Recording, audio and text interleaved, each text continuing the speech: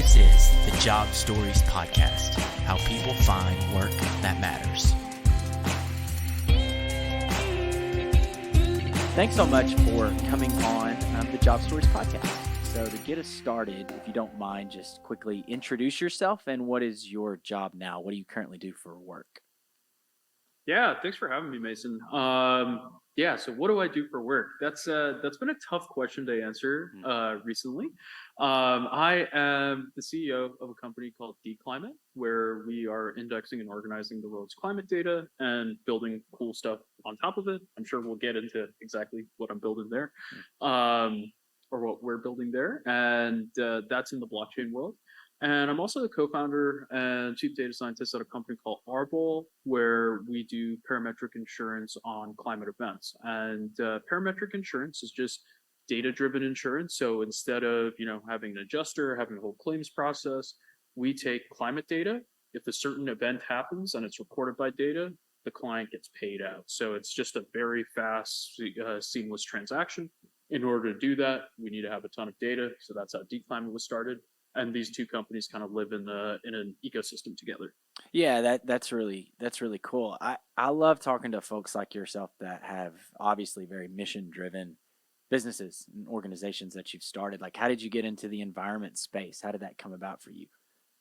Yeah, that's a great question. I've always just kind of been interested in that. One of the reasons I'm in America is I was actually born in India. My dad was a senior minister in the Indian government, overseeing the national parks. So we came to America because he was doing his PhD on sustainable development in the Boston area, and so really studying how people interact with forests, how deforestation happens, and what happens after that happens. How are local communities impacted, and what are quantitative ways to analyze this. So growing up, that was kind of a very sort of prominent thing at home. Like, we watched a lot of environmental documentaries, we watched a lot of nature documentaries on public TV, and we talked about what's going on in the world from that aspect. So I always just kind of grew up with that on the back of my mind. I studied math and CS, and I was really I got really into data science because it was an application of those ideas in the real world, like outside of a textbook. You can see things being done, you can build cool stuff when you have a lot of data. And so naturally, we just kind of started thinking about how there's a lot of great climate data out there. It's very rich. What are things we can discover within this data? And then better yet, how can we turn this data into products that help people? Yeah, that's I love that. And I do think it's like, even just here in Nashville, there's been more and more tech startups entering into the environmental space, whether it's like agricultural, like carbon credit style companies or anything like that. Like, we've had a few. Are you seeing it seems like there's more environmental companies kind of popping up, which is a great thing. So are you seeing that more and more lately in your world? Yeah, definitely. And I think it was Larry Fink, the head of BlackRock, who said something like the next 1,000, or I don't exactly remember the number. I believe it was 1,000. Like, the next 1,000 unicorns are going to be in the climate tech space. And that's generally something I agree with, and particularly in the blockchain space, because we do live at the intersection of kind of traditional tech world / fintech and blockchain. Particularly in the blockchain space, I think ever since Elon Musk made those comments about Bitcoin and environmental sustainability, it's been really interesting to see. The blockchain space kind of took it to heart, and even though there are disagreements over that particular narrative, a lot of people put their entrepreneur, their thinker caps on, their creative caps on, and basically said, well, how can we use blockchain to fix this problem rather than be part of it? And so that's where we essentially saw the birth of ReFi, regenerative finance. It's been an idea that's been around for a long time, and a lot of people have basically seen that actually blockchains are really good at incentivizing different parties to act with long-term benefits for an ecosystem. So let's apply this idea to climate. And I think broadly speaking, there has been generally a frustration that the government or corporations are not doing enough to, kind of promote climate action. And so how can we use a lot of this new technology that we have, blockchain and otherwise, and how can people get actively involved to help solve a lot of the climate problems that exist? Mm. I particularly love, I want to touch on the blockchain stuff here in just a second, but I particularly love for you getting into the space came generationally for you, like, because your dad was studying it for his PhD and then kind of that trickle down for you. So it's been in your life for a long time, it sounds like, which I'm only speaking from my experience, like, unfortunately, like, being environmentally conscious and then companies that are doing things to solve problems in the space has only been in adulthood for me, but it sounds like it's been around your life for a long time. Yeah, it has been. It's kind of always just like been there in the background. And I guess it's not till recently when, I sit and look at the different things I've worked on and the things that I've found interesting and the things that I haven't found interesting, and how I've been fortunate to learn different skills, and then somehow I really don't know how, but somehow all the quantitative stuff that I studied, all the time I spent on Wall Street, all the tech stuff I was interested in, and all the environmental things I grew up with just kind of came together with these two companies. And I really can't explain how that happens, but sometimes those are the best things, right? Totally. Like there's serendipity involved. I love that so much. Yeah, let's talk about your background real quick. So, like leading up to today, being a founder of a company. So, how did it really come about from a work standpoint, from your career journey? What was kind of Yeah. how did you get into what was kind of your first line of work that led to today?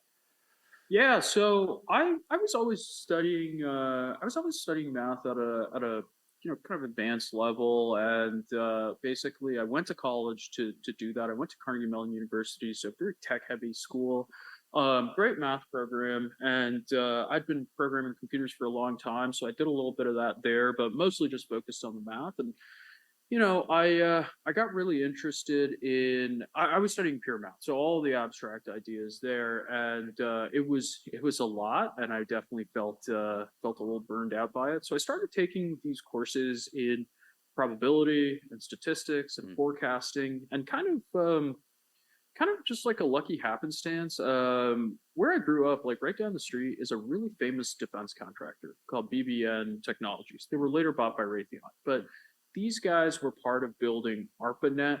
These guys did the acoustical analysis of the JFK assassination tapes. Like they have just kind of been on the cutting edge of tech for a long time. I happened into an opportunity to work for their natural language processing group. And this was in 2009. Like I was just graduating high school, right about to go to college. And it was like, come help us build NLP tech. And it was called speech to speech translation. And this is at a time before Siri. We're programming we're programming software that first lived on laptops and then later lived on iPhones that could do translations for you. Kind of the stuff you see with like ChatGPT now, right? And so this was very advanced government tech. So that was my first exposure to using data in like a real world problem solving thing. And so I kept going back to how interested I was in that specific problem solving. And so that's how I stumbled into the statistical side of math, the probability forecasting, this idea of taking large sets of data and coding and using that to generate algorithms. So from college, I went to Wall Street. I worked at a couple different shops, a hedge fund and a large asset manager. I won't name either of them unless you want me to. Both in fixed income. So basically working with like bonds and stuff. To be very honest with you, I didn't really enjoy that. I found it kind of boring. The market was also kind of dead because it was like peak QE time, and more importantly, a lot of the work felt very like rote. It didn't feel very creative.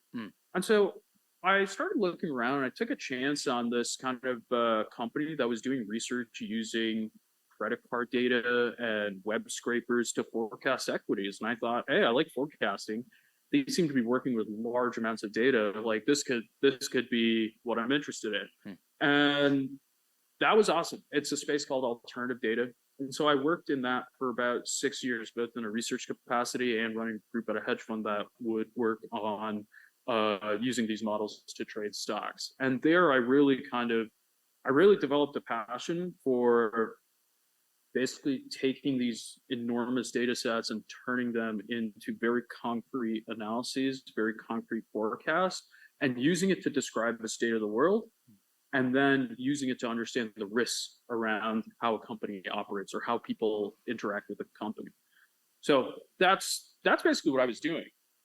Now, along the side, I was falling into the blockchain rabbit hole more and more. And, anyone who's involved in blockchain knows how that happens. You start out skeptical, then you get a little curious, and then before you know it, it's all you think about and it's all you do.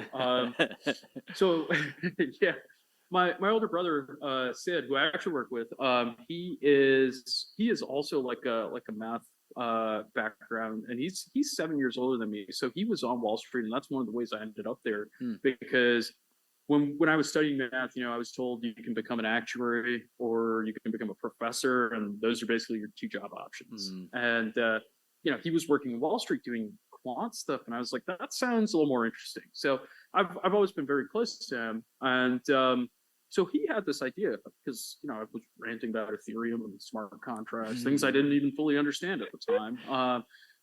It's funny. Yeah, it sounds like a conversation between me and my brother most days. We just go on rabbit trails. I also work with my brother. We're still like that. Yeah. So it's exactly. A lot of times when people spend time with us, they're like, your conversation has no logical flow, but you two seem to understand what you're talking about. Yeah, y'all are on the same wavelength. Yeah. That's great. So yeah, he was working in commodities trading, and he was like, well, there's a lot of this like climate data that's out there, and you can use it to forecast crops. You can use it to do all sorts of stuff. Can we embed it in smart contracts to basically create hedges against these weather events that people could use? I was like, that's pretty fascinating. That's a very different use case of blockchain than anything else I'd seen out there. And so that's how we started working on it. We put together a little team, all through people that we knew. So it's kind of fun how that came together, and that's how Arbol was born.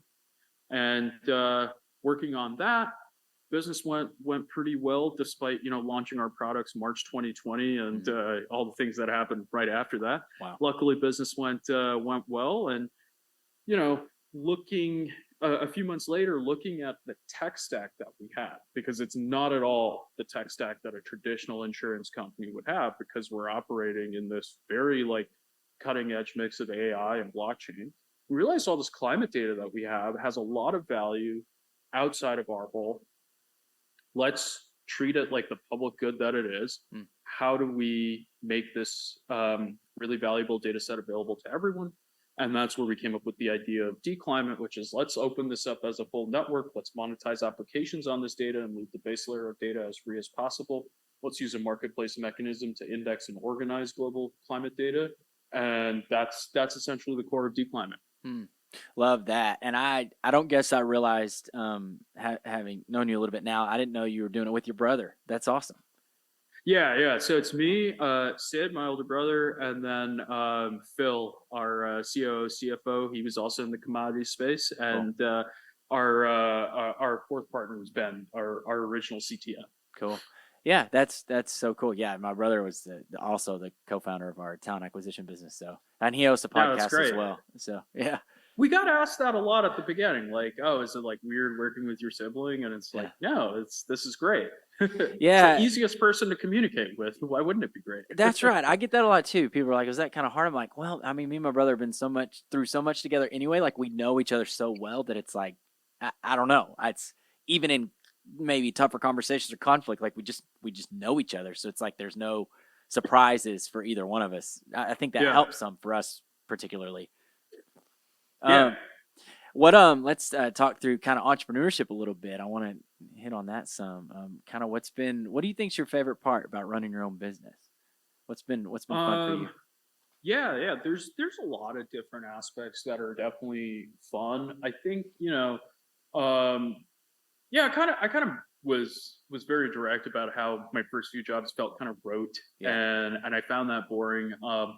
That's definitely not the case. So that's something, I think people also say, like, as an entrepreneur, you can make your own hours. Well, turns out every hour of the day ends up being being an hour that you're working. You So, make all hours. yeah, yeah, flexible schedule. Good I point. keep hearing about this, but no, I find that it's great to be able to direct the ideas and direct the path of work, and it's a great balance between the creative side where let's experiment with an idea and see what we can come up, and the very practical side of there is a market need for this or there isn't a market need for this is something we can sell or this is something we can't.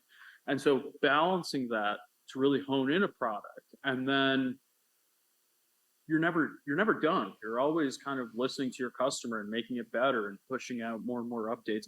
That part to me is really fun. Yeah, that actually poked out in my mind when you were talking briefly about your Wall Street gig, being more on the monotonous side, not as creative. That resonates with me because I actually come from a more of a creator music background, and so this company feels a lot like that. Like every day is very different, and we are creating. I mean, it Yeah. looks a little different than maybe music did for me, but it's still very creative in its own right. Yeah. And, on the Arbol side, our team has grown so much. I think, we crossed something like 90 people between the two companies. It's a little over 100 people. And Yeah. it's just so interesting. Like, on the interpersonal side, when you go from a team of 4 to 10 to a team of 20 to a team of 40, like the different ideas that come into play, the different ways to execute on them. It's really quite fascinating how the company itself evolves, and being able to kind of step back and see that how much that's changed from day one. That's not something you really get to do at a normal job, because you weren't there necessarily day one. Now, of course, if you join a startup in a really early stage, you do get to do that. And I would say if you're, in the first 10, it's an arbitrary number, but the first 10 employees at a startup, you're as much an entrepreneur as anyone who is a founder, because you're helping lead that charge. So you get the benefit of that perspective for sure. Yeah, that's a good call. I think about that too with us in another way. Yeah, it's almost like, I mean, I do have a daughter. I've got a 5-year-old daughter. I have a kid. It's almost like another kid or something. Like watching it grow is like a really bizarre thing. Because we started it with zero anything, zero clients, zero, dollars, zero anything. And now we have more of those things. It's like watching it grow in that regard.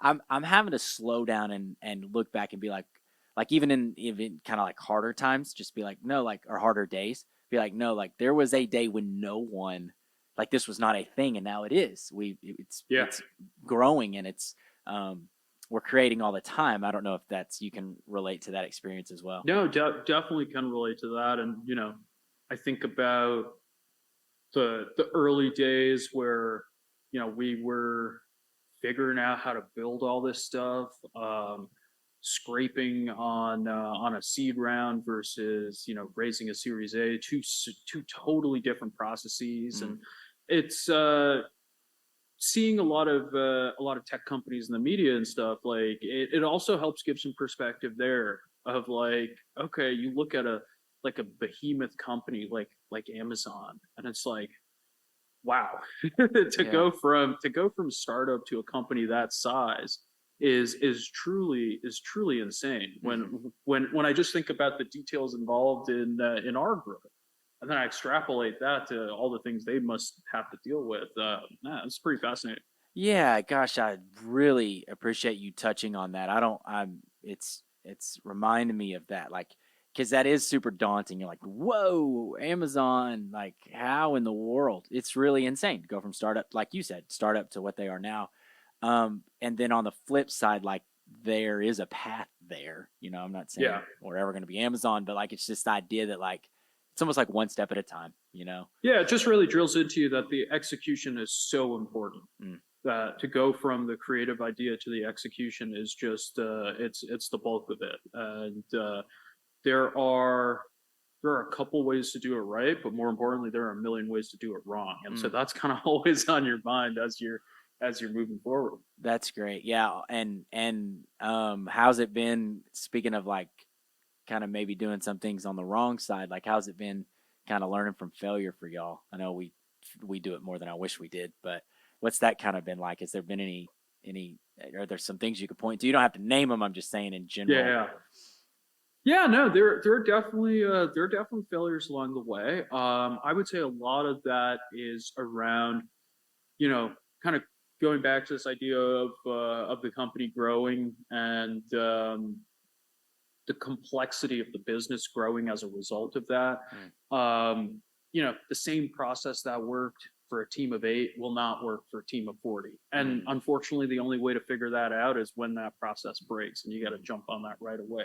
Hiring decisions, those get tougher and tougher as a team builds out, because you want to give everyone their space to be creative and to come up with good ideas, but at the same time, we have to focus on execution. And so you need to find people that kind of fit that balance of being able to push forward ideas, but also being able to hit exactly the marks that you think make the most amount of sense.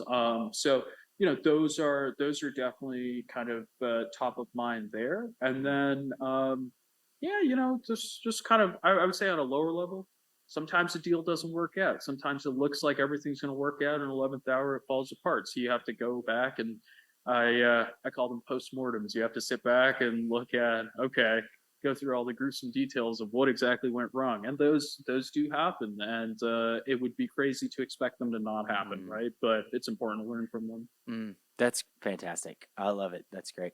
So I want to hear your pitch for blockchain. Why blockchain at y'all's business? Like what's excites you about that? And I want to hear more about that for you.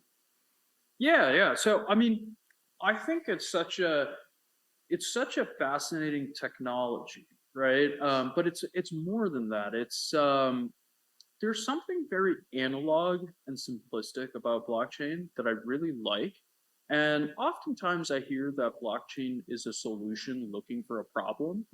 And I think that's really not the case, because if you look at the way the world works, the problems have become clear, right?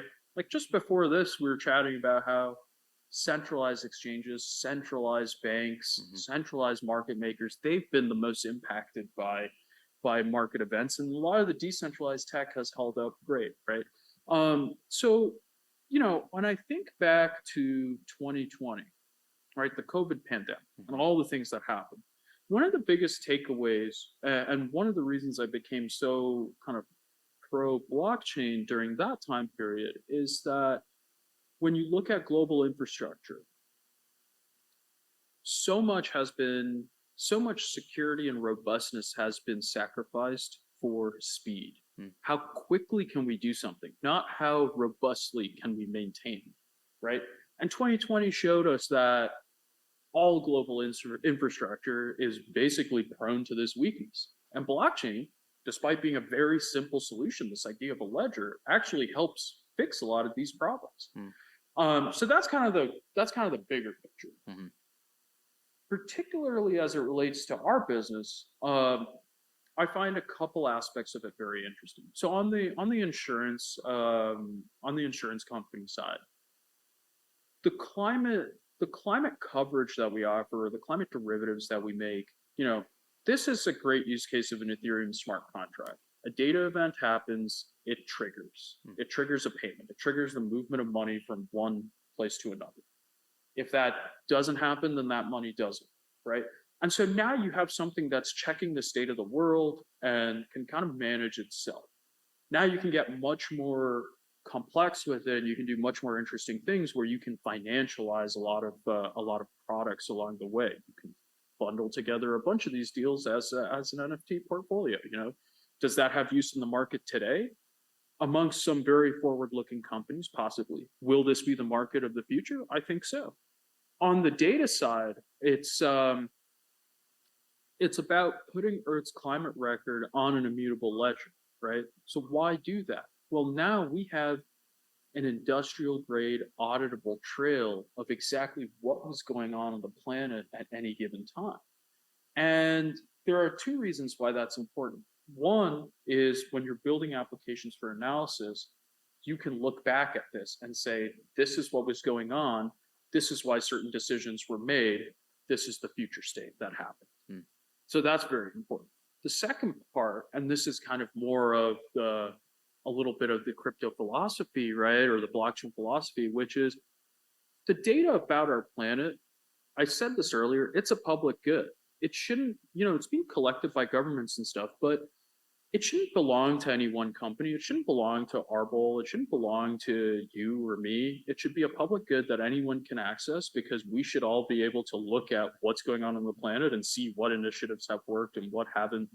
And, if someone wants to publish research using climate data, they should be free to do so, right? The fact that it's government collected right now, I think, is a good thing, but that also puts it at risk. What if funding disappears? What if they want to bring private companies in that want to close off that data, right? These are all possibilities that could happen. So by creating this open network, which blockchain facilitates, you really empower a lot of different groups to work with it, right? So going back to my personal background, one of the reasons I ended up on Wall Street was I'm learning all these forecasting algorithms, I'm learning AI. What data do I have access to? Well, I can go on Yahoo Finance and download large amounts of stock data and then train some algorithms and see what happens. Now I think of, maybe there's a kid in college learning these same things. If he or she has access to large amounts of climate data, what can they build? This idea of a citizen scientist is very exciting to me. Yeah. On top of the business aspects of it, making this data available for different groups to work with, to bring their ideas to the table and to just experiment and build cool stuff. Like, I think that's really exciting. Yeah, that's fantastic. And I just find it so interesting, like the particular use case for y'all, with blockchain in environmental industry, because that's been my favorite part. My favorite part about being in the community, in the space, is seeing all the different use cases and just what y'all are doing with it. I think is fantastic. Thank you. Yeah, I think I like where we're positioned in the industry, because it doesn't matter what you're building. If you are building climate tech software, you're going to need data, and we can make that easy to access.